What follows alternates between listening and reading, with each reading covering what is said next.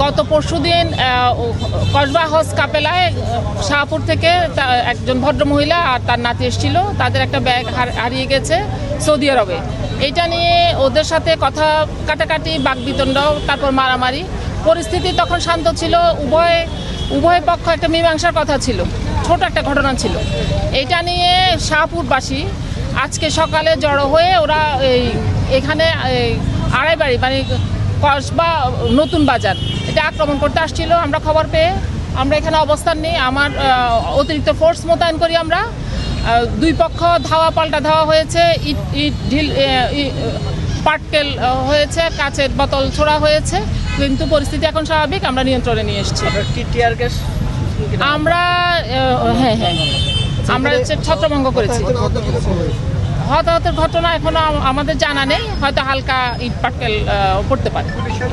পরিস্থিতি নিয়ন্ত্রণ করতে আপনারা কি ব্যবস্থা নিয়েছেন? আমরা অতিরিক্ত ফোর্স মোতায়েন করেছি, আমরা সদর থেকে আমরা ফোর্স নিয়ে এসেছি, আর আমরা নিজেরাই ছিলাম। ডিবি ছিল আমাদের সাথে, আমাদের সিনিয়র অফিসাররা ছিল। আমরা গুলি ছড়ি নাই, আমরা গ্যাস। এটা ধাওয়া 10টা থেকে স্টার্ট হয়েছে, মানে 2 ঘন্টার মতো। এখন পরিস্থিতি স্বাভাবিক, আলহামদুলিল্লাহ। ওনারা চলে গেছেন, আর এটা পুনরাবৃত্তি হবে না, আমাদেরকে কথা দিয়েছেন। বাকিটা আমরা পর্যবেক্ষণে আছি এবং আমাদের পুলিশ মোতায়েন আছে, আমরা এখানে অবস্থান করছি। আমরা যতটুকু জানতে পারছি একজন পুলিশ সদস্য নাকি আহত হয়েছে। এটা আসলে ওই ঢিল লাগছে হয়তো। আমরা কোনো